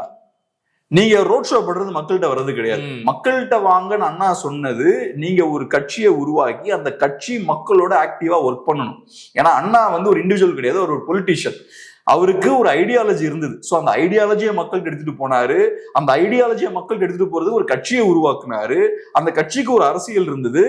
அதோட சேர்ந்து அவங்க மக்களை போய் ரீச் பண்றாங்க. சோ விஜய் அப்படியே ஒரு பஸ்ல மக்களுக்கு டாட்டா காட்டுறது, அது மக்களை ரீச் பண்றது கிடையாது. அப்படி விஜய் இப்படி ரோட்ல அப்படியே ரோட் ஷோ டாட்டா காட்டுறதால எல்லாருக்கும் நன்மை விளைங்கிறாரு. புரியுது. மைக்கேல் ஜாக்சனோட பிலிஜின் பாட்டு பாத்திருக்கீங்களா? பிலிஜின் வீடியோ பாத்துருப்பீங்களா? ஒருத்தர் அப்படியே ரோட்ல பிச்சைக்காரரா இருப்பாரு. அவர் டச் பண்ண உடனே அவர் அப்படியே கோட் சூட் எல்லாம் போட்டு மாறிடுவாரு. அப்படி கிடையாது அரசியல். அரசியல்ன்றது நீங்க அவனை அரசியல் படுத்தணும். நீங்க அவனை பெட்டராக்க முடியாது, அவன் தான் அவனை பெட்டராக்கணும். அதுக்கு அவனை நீங்க முதல் தயார் பண்ணணும். உன் உரிமைகளை நீ கேட்கணும். அதுக்கு நீ முதல் ரெடி ஆகு. விஜய் அதை கொடுத்துட முடியாது. சோ விஜயோட வேலை என்னன்னா, அவனோட கண்களை திறக்கணும், அவனுக்கு இன்ஃபர்மேஷனை உள்ள பாஸ் பண்ணணும். புரியுது. அவனை ஒரு சுயமரியாதை உள்ள ஒரு மனிதனா மாத்தணும். எனக்கு வர வேண்டிய விஷயங்கள் எனக்கு வரல, நான் கேட்கறதுக்கு ரெடி ஆகிறேன், அந்த இடத்துக்கு அவனை கொண்டு வரணும். சோ இப்ப தொண்டர்களை எஜுகேட் பண்ணணும் அப்படின்னு சொல்றீங்க. அதையும் செஞ்சிருக்கிறாரு அப்படின்னு தான் நான் பாக்குறேன். நேற்றைக்கு பேசும்போது காஞ்சிபுரம் பாலாற்றில் சுமார் 22 லட்சம் யூனிட் மணலை கொள்ளையடித்திருக்கிறார்கள். இதன் மூலம் சுமார் ரூபாய் 4730 கோடி வரை கொள்ளையடிக்கப்பட்டிருக்கிறது அப்படின்னு பின் பாயிண்டா டேட்டாலாம் சொல்லி இஷ்யூவை பேசியிருக்கிறாரு. இதன் மூலமா தொண்டர்கள் எஜுகேட் ஆக மாட்டாங்களா? இப்போதான் பொலிட்டிக்கல் எஜுகேஷன் அப்புறம் ஐடியாலஜிக்கல் எஜுகேஷன் அப்படின்னு பாத்தீங்கன்னா, தொண்டர்கள் எஜுகேட் பண்றதை விட விஜயை ஃபர்ஸ்ட் எஜுகேட் பண்ணணும். அதுக்கப்புறம் விஜய் தொண்டர்கள் எஜுகேட் பண்ணலாம். அதுக்கப்புறம் தொண்டர்கள் மக்கள் எஜுகேட் பண்ணலாம். இதெல்லாம் நடக்கணும். ஃபர்ஸ்ட் கட்சியோட லீடர்ஷிப்பை ஃபர்ஸ்ட் எஜுகேட் பண்ணணும். ரெண்டாவது, இந்த விஷயத்தை பொறுத்தளவுல தொடர்ச்சியா நம்ம சொல்ற விஷயம் என்னன்னா, எப்பவும் விஜய் பேசும்போது ஒரு 4-5 இஷ்யூ டச் பண்ணுவார். ஆமா, ஹெட்டிங்கை மட்டும் பேசிட்டு டக்குன்னு போயிடுவார். ஆனா இந்த தடவை ஸ்பெசிஃபிக்கா என்ன பண்றாருன்னா, கொஞ்சம் டீடைல்டா போய் 2-3 டேட்டாவெல்லாம் கொடுக்குறாரு. நம்ம யூடியூபர்ஸுக்கு தெரியும், நண்பர்கள் பேசும்போது நம்ம டேட்டா எல்லாம் கொடுத்தோம்னா நம்ம ஒரு இன்டெலெக்சுவல்னு பார்ப்பாங்க அப்படின்ற மாதிரிலாம் சொல்லுவாங்க. அதனால வேணுனே சும்மா 2-3 டேட்டாவை உள்ள கொண்டு வருவாங்க. நீங்க டேட்டாவை கொண்டு வந்தது நல்லதுதான், பிரச்சனை இருக்குன்றது சொன்னது நல்லதுதான். பட் இங்க நான் என்ன கேட்கிறேன், தேவையில்லாத இடத்துல எல்லாம் ஸ்டாலின் சார்னு சொல்ல தெரியுது, டிஎம்கேன்ற வார்த்தையை அழுத்தி திருத்தமா சொல்ல தெரியுது. இந்த இடத்துல திருடப்படுது, அது நடக்குது, இது நடக்குது, யாரு இந்த இடத்துல ஸ்பெசிபிக்கா யார் யார் பண்றாங்கன்னு கரெக்டா ஃபிங்கரை பாயிண்ட் பண்ணி சொல்றது உங்களுக்கு என்ன பிரச்சனை? உங்களுக்கு அங்க இருக்கக்கூடிய மக்களுக்கு நியாயம் கிடைக்கணும், இயற்கை வளங்கள் சூறையாடப்படக்கூடாதுன்ற அக்கறை நிஜமாவே இருந்ததுன்னா, யார் அதை பண்றாங்கன்னு உங்களுக்கு ஃபிங்கர் பாயிண்ட் பண்ணி சொல்றதுல என்ன சிக்கல்? ஏன் அதை பண்ணல? அது நீங்க நல்லா கவனிச்சீங்கன்னா, விஜயோட பொலிட்டிக்ஸ்ல சில இடங்கள்ல எக்ஸாக்டா கரெக்டா திமுகவை பின் பாயிண்ட் பண்ணி பேசுவார், சில இடங்கள்ல பின் பாயிண்ட் பண்ணி பேச மாட்டார், ரொம்ப வேகா விட்டுருவார். இந்த ஸ்பீச்லயும் பாத்தீங்கன்னா நிறைய விஷயங்கள் மாதிரி வேகா விட்டுருக்காரு. குறிப்பா எக்ஸாக்டா நம்ம சொல்லணும்னா, நாங்க பவருக்கு வந்தா என்ன பண்ணுவோம்னு பேசும்போது பர்பஸா சில விஷயங்களை வேகா விடுறாரு. விஜய் ஸ்பான்டேனியஸா பேசல. இப்ப சீமானோ வைகோ பேசுறாங்கன்னா ஸ்பான்டேனியஸா பேசுவாங்க. அவங்க எல்லாத்தையுமே ஸ்கிரிப்ட் பண்ணி பேச மாட்டாங்க. இவர் ஸ்கிரிப்ட் பண்ணி தான் பேசுறாரு.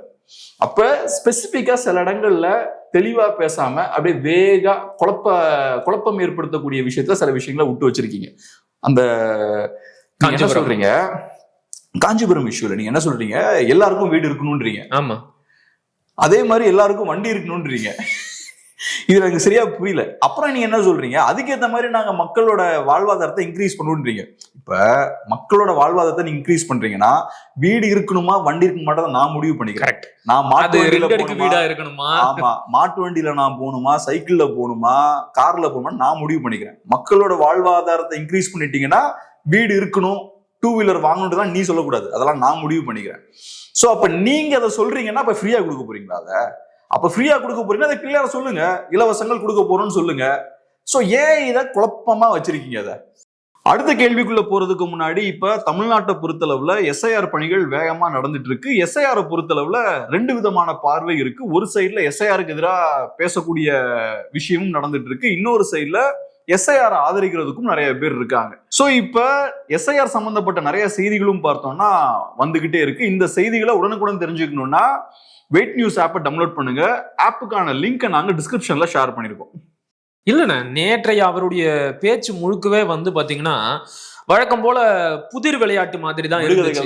ஆமா, நான் யாரை சொல்கிறேன் என்று தெரிகிறதா, உங்களுக்கே தெரியும், எங்களுக்கே தெரியும்னா அதை சொல்றதுக்கு நீ எதுக்கு மேடையில ஏறின? யாரை எதிர்க்கிறேன், யாரை பேசுறேன்? திமுக, அதிமுக, ஸ்டாலின், பாஜக, மோடி, அமித்ஷா பேரை சொல்லி பேசு. ஒருத்தர் அரசியல் எதிரி, இன்னொருத்தர் கொள்கை எதிரி. உன்னோட எதிரிகளோட பேரை சொல்றதுக்கு கூட நீ தயங்குற அப்படின்னா நீ எப்படி வந்து ஒரு ஹீரோவா இருக்க முடியும்? நீ எப்படி வந்து ஒரு லீடரா இருக்க முடியும்? எனக்கு அதுவே புரியல. இவரு கட்சி பெயர்களை சொல்றதுக்கே பல மாதங்கள் ஆச்சு. ஸ்டார்டிங்ல ஒரு வருஷம் எல்லாம் சொல்லாம தான் அரசியல் பண்ணிட்டு இருந்தாரு. இப்பதான் கட்சி பெயர்கள், தலைவர்கள் பெயர்லாம் சொல்ல ஆரம்பிச்சிருக்கார். அதுவும் ஸ்பெசிபிக்கா சில இடங்கள்ல அந்த பெயர்களையும் யூஸ் பண்றது கிடையாது. இப்ப இங்க இஷ்யூ என்னன்னா, இலவசங்கள் கரெக்டா தப்பா, அதுல உங்க ஸ்டாண்ட் என்ன? ரெண்டாவது, நீங்க இங்க என்ன பண்ண போறீங்க? நீங்க கொடுக்க போறது இலவசமா இல்லையா, அதை நீங்க தெளிவுபடுத்தணும். இலவசம் இல்லைன்னா நாங்க மக்களோட லிவிங் ஸ்டாண்டர்ட்ஸை இன்க்ரீஸ் பண்ண போறோம், இன்வெஸ்ட்மெண்ட்டை கொண்டு வர போறோம், நிறைய வாய்ப்புகளை ஏற்படுத்தி தருவோம், மக்களை படிக்க வைப்போம். நீயே உன்னோட தொழிலை பண்ணிக்க, அதை கிளியரா சொல்லணும். அவனுக்கு மீன் பிடிக்க மட்டும் சொல்லி தருவேன், நான் அவனுக்கு மீன் பிடிச்சு தர மாட்டேன், நீ தான் போய் மீன் பிடிக்கணும் அப்படின்றத கிளியரா சொல்லிருங்க. ஆனா அவருடைய முதல் மாநாட்டுல அவர் என்ன சொன்னாரு அப்படின்னா, பசியில இருக்கிற ஒருத்தனுக்கு நாங்க மீனையும் கொடுப்போம், மீன் பிடிக்கவும் சொல்லி தருவோம் அப்படின்னு சொல்றாரு. சோ அவர் வந்து இலவசத்தை ஆதரிக்கிறாரு. இங்கதான் நான் அந்த அரசியலை கொண்டு வரேன். சோ இங்க அவங்க என்ன பண்றாங்க, இப்ப நம்ம விஜய் அவர்கள் இலவசம் ஆதரிக்கிறார் அப்படின்னு சொன்னா, இல்ல நாங்க தான் சொல்றோமே வாழ்வாதாரத்தை இம்ப்ரூவ் பண்ணுவோம் நாங்க சொல்றோமே அப்படிம்பாங்க. இல்ல இலவசம் வந்து வேண்டான்றாரு விஜய் அப்படின்னா ஓட்டடிவாங்க. ஏன்னா மக்கள் இங்க இலவசத்துக்கு அடிமை ஆயிட்டாங்க. சில விஷயங்கள் பார்த்தோம்னா நம்ம கரெக்ட் தப்புன்றதை தாண்டி மக்கள் அதுக்கு அடிமைப்பட்டு போயிருக்காங்க. சாதிய ரீதியான பார்வை மக்களுக்கு இருக்கு, ஓட்டு போடும்போது அது வெளிப்படும். அதே மாதிரி இலவசங்களுக்கு மக்கள் அடிமைப்பட்டு போயிருக்காங்க. இன்னைக்கு திமுக சும்மாலாம் இலவசம் கொடுக்கல, அவங்களுக்கு தெரியும், ரிசர்ச் எல்லாம் பண்றாங்க. பண்ணதுக்கு அப்புறம் இலவசங்கள் கொடுத்தா நமக்கு ஓட்டு கிடைக்கும்ன்ற விஷயம் அவங்களுக்கு தெரியும். பீகார்ல நீங்க 10,000 ரூபாய் கொடுத்துருக்காங்க. ஸோ அந்த கணக்கெல்லாம் அரசியல் கட்சிகளுக்கு தெரியும், தெரிஞ்சுதான் கொடுக்குறாங்க. ஸோ அப்ப விஜய்க்கும் அது தெரியும். ஸோ விஜய் என்ன பண்றாரு, அதை அட்ரஸ் பண்றாரு. நான் இலவசங்கள் கொடுப்பேன்ற மாதிரி ஒரு டோன் அவர் ஏற்படுத்துறாரு. ஆனா ஸ்ட்ராங்கா விமர்சனங்கள் நம்ம நோக்கி வந்துடக்கூடாதுன்னு ரொம்ப கேர்ஃபுல்லா இருக்காரு. ஸோ அப்படி ரெண்டும் கட்டானா அதை அப்படியே ஓப்பனா அதை விடுறாரு. இப்ப நம்மளால ஸ்ட்ரைட்டா போய் சொல்ல முடியல, இலவசங்கள் தான் விஜய் சொல்றாருன்னு சொல்ல முடியல. அதே மாதிரி இலவசங்களுக்கு எதிராக இருக்காருன்னு சொல்ல முடியல. விஜய் இலவசங்களுக்கு எதிராக இருக்காரு அப்படின்னா கேம்பெயின் பண்ண ஆரம்பிச்சிருவாங்க. திமுக காரங்களும் அதிமுக கிரவுண்ட்ல கேம்பெயின் பண்ண ஆரம்பிச்சிருவாங்க. பாத்துக்கோங்க, 1000 ரூபாய் போயிரும், டிவி போயிரும், ஃப்ரிட்ஜ் போயிரும்னாங்கன்னா மக்கள் பயந்துருவாங்க. சோ அதுவும் நடக்கக்கூடாது, இதுவும் நடக்கக்கூடாது. ஆனா நான் பேசுவேன், மைல்டா நான் டச் பண்ணுவேன். இதை நான் எப்படி பாக்குறது, பேசாம கூட வந்திருக்கலாம். இந்த இடத்துல பேசுறதுல சிக்கல் இருந்தா விஜய் பேசாம கூட வந்திருக்கலாம். ஆனா நான் எப்படி பாக்குறேன்னா, விஜய் இது வந்து ஒரு மாதிரி இந்த இலவசங்களுக்கு ஒரு அங்கீகாரம் கொடுக்குறாருன்னு நான் பாக்குறேன். இப்ப எனக்கு என்ன ஒரு பிரச்சனை அப்படின்னா, காஞ்சிபுரம் மாவட்டம், அந்த மாவட்டத்தின் ஊடாக ஓடுகின்ற பாலாறு, அதில் நடக்கின்ற மணல் கொள்ளை. ஓகே, பேசுறீங்க, மகிழ்ச்சி. ஆனா இந்த பாலாற்றின் குறுக்கே நூற்றுக்கணக்கான தடுப்பணைகளை கட்டிய ஆந்திர அரசை பத்தி ஏன் பேசல? ஒருவேளை பேசினா நாளைக்கு ஜனநாயகன் படம் ரிலீஸ் ஆகும், அங்க ஓடாது அப்படிங்கிற பயமா? சரி, அதையும் விட்டுருவோம். இதே காஞ்சிபுரத்துல தானே பரந்தூரும் இருக்கு. நீங்க சொன்ன மாதிரி உங்களுடைய அரசியல் பயணத்தை நீங்க தொடங்கின இடமே பரந்தூர் தான். இன்னைக்கு அங்க வரப்போற விமான நிலையத்திற்காக 1000 ஏக்கர் நிலத்தை அரசு வாங்கிருச்சு அப்படின்னு செய்தி வந்திருக்கு. அதை பத்தி ஒரு வார்த்தை கூட விஜய் அவர்கள் பேசவே இல்லை. அப்ப இஷ்யூ என்னமோ அதையும் முழுசா பேசல, உண்மையான பிரச்சனைகள் என்னவோ அதையும் இவர் தெளிவா விளக்கல. இப்ப பாலாற்றுல நீர் வரத்து இருந்துச்சுன்னா யாராச்சும் மண் அள்ள முடியுமா? அந்த நீரை வர விடாம தடுத்தது ஆந்திர அரசு.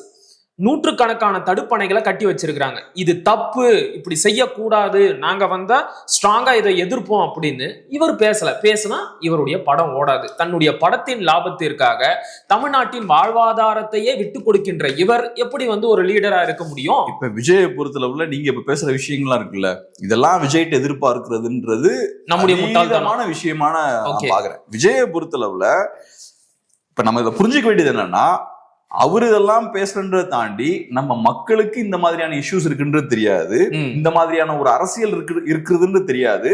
தமிழர்களுக்குன்னு ஒரு நலன் இருக்கு, தமிழர்களுக்குன்னு ஒரு அரசியல் இருக்கு. அந்த அரசியலை தலைவர்கள் பிரதிபலிக்கணுன்ற அந்த புரிதல் தமிழர்களுக்கே இல்லை. இன்னைக்கு தமிழர்களுக்கு நமக்குன்னு ஒரு அரசியல் இருக்குன்ற புரிதல் இருந்தா நமக்கு எதிராக ஒரு தலைவன் பேச மாட்டான், கண்டிப்பா யோசிப்பான், மழுப்பி பேச மாட்டான். அப்ப என்ன பண்ணுவான்னா, ரைட்டு தமிழர்களோட சப்போர்ட் நமக்கு வேணும்னா இவங்களுக்கு சாலிடா சப்போர்ட் பண்ணி தான் நம்ம பேசி ஆகணும். ஆந்திரா பரவாயில்ல, அங்க 20% மார்க்கெட் தான், அங்க மெயின் 80% மார்க்கெட் இங்க இருந்து தான் நமக்கு வருது. சோ அப்படி இருக்கும்போது இவங்க கிட்ட நம்ம கரெக்டா இருக்கணும்ன்ற புரிதல் இருக்கும். இங்க என்ன ஆகுதுன்னா, அந்த மார்க்கெட்ல தெளிவா இருக்காங்க, அந்த 20%க்கு எதிராக நீங்க பேசுனீங்கன்னா உங்க படம் அங்க ஓடாது. ஆனா இவங்களுக்கு எதிராக நீங்க இங்க உட்கார்ந்துகிட்டே செயல்படலாம், இவன் ஒன்னும் கண்டுக்கவே மாட்டான். நான் வந்து விசில் அடிக்கிறேன், உனக்கு சப்போர்ட் பண்றேன், அந்த இடத்துல தான் நம்ம இருக்கும். சோ அதனால இந்த அரசியல் புரிதல் முதல்ல தமிழர்களுக்கு வேணும். நம்மளோட அரசியல் என்ன, நம்ம அரசியல் நலன் என்ன, நமக்கான தலைவர்கள் என்ன பேசணுன்றதை நம்ம தீர்மானிக்கணும். கண்டிப்பா. ஏன்னா நமக்கான தலைவர்கள் அவங்க. ஆனா இன்னைக்கு பேசக்கூடிய தலைவர்கள் நமக்கான தலைவர்கள் மாதிரி பேச மாட்டேங்கிறாங்க, அவங்களோட சர்வைவலுக்கு தேவையான விஷயங்களை பேசிட்டு இருக்காங்க. சோ அங்கதான் இங்க சிக்கல் வருது. விஜயும் அதனாலதான் ரொம்ப கேர்ஃபுல்லா இருக்காரு. அவர் இஷ்யூஸை எடுக்கிறாரு, ரொம்ப ஹெசிடென்ட்டா சில இஷ்யூ எடுக்கிறாரு. பேசும்போது பாருங்க எல்லா இடத்துலயுமே ரொம்ப கவனமா 2 சைட்லயும் அவர் கால் வச்சுதான் பேசுறாரு. அப்புறம் முக்கியமா இதெல்லாம் தாண்டி நான் பாக்குறது என்னன்னா, ஒருத்தர் ஒரு பிரச்சனையை பத்தி பேசுறாருன்னா ஃபர்ஸ்ட் நீங்க யோசிக்கணும், இவன் நிஜமாவே இந்த பிரச்சனையா சீரியஸான பிரச்சனையா பாக்குறானா, அந்த பிரச்சனைக்கு நிஜமாவே ஒரு தீர்வு காணுவாரா, முதல்ல அந்த பிரச்சனையை பத்தி ஆழமான புரிதல் இருக்கா, அதுவே ஒரு முக்கியமான கேள்வி. ஆமா. சோ அந்த கேள்வியா நீங்க கேளுங்க. ஒருத்தனுக்கு நிஜமான அக்கறை இருக்கா இல்லையான்றதை எப்படி கண்டுபிடிக்கலாம்னா, அவரோட அரசியல் செயல்பாடு என்ன. பாலாரை பத்தி பேசுறாரு, மணல் கொள்ளையை பத்தி பேசுறாருன்னா, ரைட்டு, நான் உங்களை நம்ப ரெடியா இருக்கேன், நீங்க இது வரைக்கும் என்ன பண்ணிருக்கீங்க, அந்த பிரச்சனை மணல் கொள்ளையை எதிர்த்து என்ன பண்ணிருக்கீங்க, உயிரை விட்டுருக்காங்க நிறைய பேர் தமிழ்நாட்டுல. கரெக்ட் ஐயா. நல்ல கண்ணு இன்னைக்கும் இந்த தள்ளாத வயதுலயும் தாமிரபரணியில மண் அள்ளுறதை எதிர்த்து போராடிக்கிட்டு இருக்காரு. சோ இப்ப நல்ல கண்ணு ஐயா இருக்காரு, நீங்க இருக்கீங்க, நான் யாருக்கு ஓட்டு போடுறது? தாமிரபரணி இஷ்யூவை நான் இந்த மணல் கொள்ளை இஷ்யூவை நான் ஒரு பிரைமரி இஷ்யூவா நான் பாக்குறேன்னா, உங்களுக்கு ஓட்டு போடணுமா, நல்லக்கண்ணு ஐயாவுக்கு நான் ஓட்டு போடணும்? நான் நல்லக்கண்ணு ஐயாவுக்கு தான் ஓட்டு போடுவேன். ஆமா, அந்த புரிதல் நமக்கு வேணும். சோ அரசியல்ல ஒருத்தர் ஒண்ணு சொல்றாருன்னா அவர் சொல்றது நம்ம கேட்க கூடாது. அவர் சொல்றதெல்லாம் நம்ம கேட்கணும்னா நம்ம அப்பாவிகளா இருக்கும், முட்டாள்களா இருக்கும்னு அர்த்தம். கொஞ்சம் கேர்ஃபுல்லா 2-3 கேள்வி கேட்கணும். நிஜமாவே இருக்கு அக்கறை இருக்கா? நிஜமாவே அக்கறை இருந்தா நீ பேச மட்டும் மாட்ட, களத்துல இருந்து வேலையும் பார்த்திருப்ப. அப்படி நீ களத்துல வந்து வேலை பார்க்குற அளவுக்கு உங்களுக்கு அக்கறை இல்லைன்னா உங்களுக்கு ஓட்டு போட முடியாது. அந்த அளவுக்கு நான் முட்டாள் கிடையாது. இவர் வந்து ஒரு பிரச்சனைய பேசினா அது குறித்த ஆழமான புரிதல் இல்லை அப்படின்னு சொன்ன தெரியுமா? அதுக்கு ஒரு எடுத்துக்காட்டை மட்டும் சொல்லிடுறேன். நேற்றைக்கு அவருடைய பேச்சுல இருந்து சொல்றேன். காஞ்சிபுரம்னாலே அதை பத்தி பேசாம கடந்து போக முடியாது அப்படிங்கிற மாதிரி காஞ்சிபுரத்தில் இருந்த நெசவாளர்களின் பிரச்சனையை பத்தியும் பேசினாரு. ஆனா கைத்தறி நெசவாளர்களோட உண்மையான பிரச்சனை என்னன்னா, அந்த பட்டு இருக்கு தெரியுமா, அதனுடைய விலைய ஒன்றிய அரசு வந்து மிக அதிக அளவிற்கு உயர்த்திருச்சு. இதனால கைத்தறி நெசவாளர்களாகட்டும், பட்டு சேலை உற்பத்தியாளர்களாகட்டும் கடுமையான முறையில பாதிக்கப்பட்டு இருக்கிறாங்க. இது வரைக்கும் விஜய் அவர்கள் இந்த விஷயத்தை பத்தி பேசினதே இல்லை. எனக்கு ரொம்ப ஆச்சரியமா இருந்துச்சு. காஞ்சிபுரத்துக்கு வரீங்க, இதை பத்தி பேசுறீங்க, நெசவாளர் பிரச்சனைன்னு குறிப்பிட்டே பேசுறீங்க, ஏன் ஒன்றிய அரசு பட்டின் விலையை உயர்த்தினதை பத்தி வாய் திறக்கவே இல்லை? சோ எதை பத்தியும் முழுமையான புரிதலே இல்லை. இப்ப மேனுஃபேக்சரிங் எடுத்துக்கிட்டோம்னா இது ஒரு பிரச்சனை நீங்க சொல்றது, அது தாண்டியும் வேற டீப்பான இஷ்யூஸ் இருக்கு. ஆனா விஜய் அவர்கள் பேசுறத எடுத்தீங்கன்னா அவர் இது மட்டும் இல்ல, கச்சத்தீவு இஷ்யூவை பேசுறாரு. அவர் எந்த லெவல்ல பேசினாரு, அதோட வரலாறு என்ன, அது யாருக்கு சொந்தமானது, எப்படி நம்ம கையை விட்டு போச்சு, எப்படி நம்ம ஏமாற்றப்பட்டோம், அதெல்லாம் அவர் பேசல. அவருக்கு என்னன்னா கச்சத்தீவை மீட்போம், அவ்வளவுதான், ஒரு டைட்டில் மட்டும்தான். அந்த மாதிரி ஒரு 10 டைட்டில் அவர் எடுத்து வச்சுக்கிறாரு. ஒவ்வொரு தடவை வெளியே வரும்போதும் இந்த மாதிரி ஒரு 4 இஷ்யூ அவர் பேசுறது. இந்த தடவை பார்த்தோம்னா காஞ்சிபுரம் சென்டர்டா ஒரு 2 இஷ்யூ, அதுக்கப்புறம் இலவசங்களை லைட்டா டச் பண்றாரு. ஆனா ஒரு ஸ்டாண்ட் எடுக்கல தெளிவா. அவங்க அப்கோர்ஸ் அவர் பேசினது தெளிவு இல்ல, ஆனா அப்படி இருக்குன்னு அவர் விரும்புறாருன்னு நான் பாக்குறேன். அது வெல் பிளான்டுன்னு நான் பாக்குறேன். ஏதோ தெரியாதனமாலாம் தெளிவு இல்லாம பேசல. இப்ப நம்ம யூடியூப்ல பேசும்போது சிலவங்களுக்கு தெளிவு நிஜமாவே இருக்காது, அந்த வீடியோலையும் அந்த தெளிவின்மை வெளிப்படும். இங்க பிளான் பண்ணி பண்றாங்க, இப்படி இருக்கணும்னு தான் அவங்க பண்றாங்க. சோ அதனால இஷ்யூ பேஸ்டா ஒரு விஷயத்தை அணுகிற கெப்பாசிட்டி இவங்களுக்கு டெஃபினட்டா கிடையாது. அதை அவங்க பெருசா எதிர்பார்க்கவும் முடியாது. ஃபர்ஸ்ட் ஆஃப் ஆல் நம்ம பார்க்க வேண்டியது என்னன்னா, களத்துல இறங்கி அவங்க என்ன பண்றாங்கன்றத பார்க்கணும். விஜய் அவர்கள் இது வரைக்கும் அதை பண்ணல. அண்ணாவை பத்தி பேசக்கூடிய விஜய் முதல்ல அவர் அதை கத்துக்கணும். அண்ணா வெறுமனே பேசிட்டு போகல, அவர் களத்துல இறங்கி நிறைய அரசியல் பண்ணாரு. சோ அதை நீங்களும் செய்யணும். அதை செய்யாம நீங்க இப்படி பேசிட்டு இருந்தீங்கன்னா பிரயோஜனம் கிடையாது. இது விஜய்க்கு இதெல்லாம் தெரியும், நம்ம மக்களுக்கு அதை சொல்றோம், மக்கள் இதை கவனமா கவனிக்கணும். அங்க நம்ம சொல்லி ஒரு பிரச்சனமும் கிடையாது. சரி, மக்கள் அதை கவனிக்கணும். அடுத்து வந்து ஒரு 12 வாக்குறுதிகளை கொடுத்திருக்கிறாரு. அதுல சில விஷயங்களை நீங்க ஏற்கனவே பேசிட்டீங்க, இருந்தாலும் பரவாயில்ல. அந்த 12ஐயும் நான் வந்து பட்டியல் போட்டு சொல்லிடுறேன். அனைவருக்கும் நிரந்தர வீடு இருக்க வேண்டும். ஒவ்வொரு வீட்டுக்கும் ஒரு மோட்டார் சைக்கிள் வாகனம் உறுதியாக இருக்க வேண்டும். கார் வாங்கும் அளவுக்கு பொருளாதார வளர்ச்சியை ஏற்படுத்துவோம். வீட்டில் உள்ள ஒருவருக்கு டிகிரி படித்திருக்க வேண்டும். வீட்டில் உள்ள ஒவ்வொருவரும் டிகிரி படித்திருக்க வேண்டும். வீட்டில் ஒருவருக்கு நிரந்தர வருமானம். வேலை வாய்ப்பை உருவாக்க வேண்டும். கல்வியில் சீர்திருத்தம் செய்ய வேண்டும். அரசு ஆஸ்பத்திரிகளை மக்கள் நம்பி செல்லும் வகையில் மாற்ற வேண்டும். பருவமழை காலத்தில் ஏற்படும் வெள்ளத்தால் மக்கள் பாதிக்கப்படாமல் இருக்க உண்மையான ஒரு பாதுகாப்பு திட்டத்தை உருவாக்க வேண்டும். இதை சொல்லிட்டு அப்படியே இந்த சென்னையோட 4000 கோடி பேக்கேஜையும் விமர்சனம் பண்ணாரு.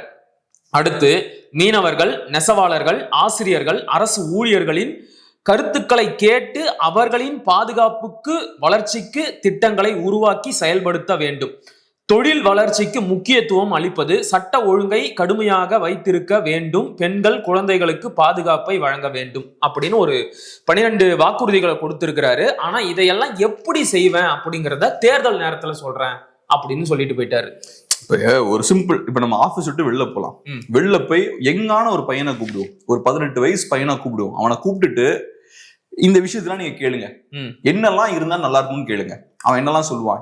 நிறைய வேலை வாய்ப்புகள் வேணும், மழை பெஞ்சா சென்னையில தண்ணி தேங்க கூடாது, ஹாஸ்பிட்டல் நல்லா இருக்கணும், இந்த விஷயத்தெல்லாம் ஒரு சாதாரண 18 வயசு பையன் சொல்லுவான். இதுக்கு பெரிய அறிவெல்லாம் தேவை கிடையாது. சோ ஒரு பொலிட்டீஷியன், அதாவது அரசியல் மாற்றத்தை கொண்டு வர போறேன்ற கிளைமோட வரக்கூடிய ஒரு பொலிட்டீஷியன் அந்த லெவல்ல பேசக்கூடாது. ஒரு பொலிட்டீஷியன் மாற்று நான் கொண்டு வர போறேன்னு சொல்றாருன்னா ஒண்ணு செயல்பாடு இருக்கணும். இப்ப இந்த பிரச்சனை எல்லாம் இருக்குன்னு சொல்றீங்கல்ல, அந்த பிரச்சனைக்காக நீங்க களத்துல என்ன பண்றீங்கன்ற ஒரு விஷயம் இருக்கணும். ரெண்டாவது அந்த பிரச்சனைகள் குறித்து தெளிவு இருக்கணும். அந்த தெளிவோட நீங்க பேசவும் செய்யணும். ஒரு 18 வயசு பையன் பேசுற மாதிரி வேலை வாய்ப்புகள் வேணும், அனைவர் வீடுகள்லயும் 2 வீலர் வேணும். எனக்கு 2 வீலர் வேணாம், என்ன இப்ப எல்லாரும் என்ன 2 வீலர் வச்சுக்கிறது கம்பல்சரி? அது இன்னைக்கு எல்லார் வீட்லயும் ஒரு 2 வீலர் இருக்குன்னு இருக்கு, இல்லன்ற செகண்டரி. அது என்ன நீங்க என்ன சொல்றது? 2 வீலர் இருக்கணும்ன்றது நீங்க என்ன சொல்றது? ஓகே, நான் வந்து 4 வீலர் கூட வாங்கி வச்சுக்குவேன். இப்ப ஆனந்த் ஸ்ரீனிவாசன் சொல்றாரு எல்லாரும் வீடு வாங்காதீங்கன்றாரு. வீடு மோசமான இன்வெஸ்ட்மெண்ட்னு அவர் சொல்றாரு. அப்படியா? வீடு மோசமான இன்வெஸ்ட்மெண்ட் தான். அஃப்கோர்ஸ் இப்ப எல்லாருக்கும் ஒரு விருப்பம் இருக்கு, எல்லாருக்கும் ஒரு வீடு வேணும் அப்படின்னு, சொந்த வீடு வேணும், எமோஷனல் அட்டாச்மெண்ட் இருக்கு. பட் நீங்க கணக்கு போட்டு பாத்தீங்கன்னா 50 lakhs ஒரு அபார்ட்மெண்ட் வாங்குறீங்க. 50 lakhs நீங்க எவ்வளவு லோன் பே பண்ணுவீங்க? 45 lakhs நீங்க லோன் பே பண்ணுவீங்க மாசம். அதுக்கு நீங்க 20,000 ரூபாய்க்கு அதே வீட்டுல வாடகைக்கு இருக்கலாம்ல. சோ அந்த பாயிண்ட் ஆஃப் வியூல இருந்து பாத்தீங்கன்னா அது மோசமான இன்வெஸ்ட்மெண்ட் தான். சோ அதெல்லாம் நான் முடிவு பண்ணிக்கிறேன். இருக்கணும், 2 வீலர் இருக்கணும். 4 வீலர் வாங்குற அளவுக்கு நம்மளோட கெப்பாசிட்டி இன்க்ரீஸ் ஆகும். அது என்ன ஸ்டாண்டர்ட்? 4 வீலர் வாங்குறதுன்னா அது என்ன கணக்கு? அது 4 வீலர் வச்சிருக்கான்னு ஒரு பெரிய பணக்காரன் அர்த்தமா? அது ஒருத்தரோட ஒரு சொசைட்டியோட அந்த டெவலப்மெண்ட்டை காட்டக்கூடிய விஷயமா? 4 வீலர் தன்னை வந்து ஒரு ஃபியூரரா நினைச்சுக்கிட்டாரோ, ஹிட்லர் மாதிரி. ஏன்னா ஹிட்லர் ஆட்சிக்கு வந்த உடனே ஜெர்மனியில இருக்கிற ஒவ்வொருத்தரோட வீட்லயும் ஒரு கார் இருக்கணும் அப்படின்னு சொல்லிட்டு வோல்க்ஸ்வேகன் கம்பெனியை யூஸ் பண்ணி சீப்பான ஒரு காரை ரெடி பண்ணாரு. அந்த மாதிரி ஏதாச்சும் சொல்றாரோ? நம்ம ஊர்ல கூட மாருதி கொண்டு வந்தாங்க, நிறைய பேர் அது போய் சேர்ந்தது. அந்த பழைய 800 அந்த மாதிரி நீங்க இனோவேட்டிவா பண்ணுங்க, அதெல்லாம் ரைட்டு. இருக்கணும்னு நீங்க என்ன சொல்றது? இது என்ன ஜனநாயகம்? அதுவும் சரி, உருப்படியான விஷயங்களா இருந்தாலும் பரவாயில்ல. இங்க இருக்கிறதுல நிறைய பேருக்கு தட்டுல சோறு கூட இல்ல, நிறைய பேருக்கு. கரெக்ட். அப்படியே இருந்தாலும் நியூட்ரிஷியஸான ஃபுட் இல்ல, ரொம்ப பேசிக்கான உணவு தான் நம்ம சாப்பிட்டுட்டு இருக்கோம். நல்ல ஹெல்த்தியான உணவை நம்ம சாப்பிடுறது இல்ல. அதெல்லாம் விட்டுக்கிட்டு எல்லாரோட வீட்லயும் 2 வீலர் இருக்கணும், 4 வீலர் இருக்கிற அளவுக்கு நம்ம பொருளாதாரம் மேம்படுது. இந்த மாதிரி ஒரு யாட்ஸ்டிக்கை நான் உலகத்துல யாரும் சொல்லி கேள்விப்பட்டதே இல்லை. அமெரிக்கால கூட இப்படி பேசிருக்க மாட்டாங்க. எல்லார் வீட்லயும் 4 வீலர் இருக்கிற அளவுக்கு நம்ம டெவலப் ஆகணும், அந்த அளவுக்கு நாங்க டெவலப் பண்ணுவோம் இப்படின்னு ஒரு கணக்கை யாருமே சொல்லியிருக்க மாட்டாங்க. ஸோ இதெல்லாம் சொல்றத பார்க்கும்போது எனக்கு என்ன தோணுதுன்னா, இந்த மாதிரி பொருட்களை ஸ்பெசிஃபிக்கா மென்ஷன் பண்றதுக்கான காரணம் என்னன்னா, பொருட்களை சொல்லும் போது மக்களுக்கு அதோட ஈர்ப்பு வரும். கிரைண்டர் அப்படின்ற வார்த்தையை சொன்னா ஒரு அட்டாச்மெண்ட் வரும், லேப்டாப் அப்படின்னு சொன்னா அட்டாச்மெண்ட் வரும், டிவின்னு சொன்னா அட்டாச்மெண்ட் வரும். ஸோ அதுக்காக இந்த மாதிரி பொருட்களோட பேர் சொல்றாங்கன்னு நினைக்கிறேன். எல்லா வீட்லயும் 2 வீலர் இருக்கணும், 4 வீலர் இருக்கிற அளவுக்கு வரணும், வீடுகள் இருக்கணும். யாரும் இந்த மாதிரி வாக்குறுதி கொடுத்து எனக்கு ஞாபகம் இல்லை. பட் இந்த மாதிரி பொருட்களை ஸ்பெசிபிக்கா பண்ணும்போது அது ஒரு விதமான ஒரு என்ன சொல்றது, ஒரு ஆசையை தூண்டும். கரெக்ட். இந்த இதுல ஒரு படம் சதுரங்க வேட்டையில சொல்லுவாங்களே, முதல்ல அந்த ஆசையை தூண்டணும்னு. அந்த மாதிரி பொருட்களோட பேர் சொன்னா ஒரு ஆசையை தூண்டும். மேபி அதுக்காக ஸ்பெசிபிக்கா பொருட்களோட பேரை மென்ஷன் பண்றாங்கன்னு தெரியல. பட் இதுல என்னன்னா பொலிட்டிக்ஸ் இல்ல, வெறும் வார்த்தைகள் மட்டும்தான் இருக்கு, வெறும் வார்த்தைகள் மட்டும்தான் இருக்கு. இதை நம்பி போனோம்னா ஏமாந்துடும். வெறும் வார்த்தைகளை நம்பி என்னைக்குமே போகக்கூடாது. அரசியலை நம்பி போகணும், செயல்பாட்டை நம்பி போகணும், அதை பார்க்கணும். சரிண்ணா, இறுதியா என்ன சொல்றாரு அப்படின்னு பாத்துடலாம். கொள்கை எதிரி யார், அரசியல் எதிரி யார் என்று திட்டவட்டமாக கூறிவிட்டு அரசியலுக்கு வந்துள்ளோம். இந்த விஜய் சும்மா எதையும் சொல்ல மாட்டான், ஒன்னு சொன்னா அதை செய்யாமல் விட மாட்டான். பஞ்சு. வெளியில் பிரச்சாரம் செய்ய அனுமதி கிடைத்தவுடன் விரைவில் வெளியே வருவோம். இவ்வாறு விஜய் பேசினார். இதான் நான் புதுசா எதுவும் உள்ள சொல்றதுக்கு. விஜய் சொல்லுவாரா, சொன்னா செய்ய மாட்டாரா, அதெல்லாம் கிடையாது. விஜய் என்ன செஞ்சிருக்காருன்றதான் பார்க்கணும். இதுவரைக்கும் நீ எதுவும் செய்யல. விஜயோட சூப்பரான ஸ்பீக்கர்ஸ் எல்லாம் நம்ம பார்த்தாச்சு, பயங்கரமா பேசக்கூடிய ஆட்கள் எல்லாம் நம்ம பார்த்தாச்சு. அவங்க எல்லாம் சொல்லிட்டு ஒன்னும் செய்யல. அரசியல்வாதிகள் சொன்னதுக்கு நேர்மாறான விஷயங்கள் தான் பண்ணிருக்காங்க. இதுக்கு நான் அரசியல்வாதிகளை குற்றம் சொல்ல மாட்டேன். அங்க இருக்கிற சூழலும் அப்படிதான் இருக்கும். எதிர்கட்சியா இருக்கும்போது என்னாலும் பேசிக்கலாம், சிறிய கட்சியா இருக்கும்போது என்னாலும் பேசிக்கலாம். பவருக்கு தான் நிறைய பிரச்சனைகள் இருக்கும், அதெல்லாம் பேஸ் பண்ணி தான் அவங்க செய்வாங்க. அதனால நான் ஒரு சிட்டிசனா உங்களோட பேச்செல்லாம் கேட்க முடியாது. உங்களோட செயல்பாடுகள் என்ன, தமிழர்களோட பிரச்சனைக்காக நீங்க எங்கெல்லாம் வெளியே வந்திருக்கீங்க, என்னெல்லாம் செஞ்சிருக்கீங்க. ஒண்ணுமே செய்யலன்னா உங்களுக்கு ஓட்டு கிடையாது. அப்படிதான் இருக்கும். ஓகேண்ணா, நீங்க ஏதாவது செஞ்சிருக்கீங்கன்னா அதை காட்டி என்கிட்ட ஓட்டு கேளுங்க.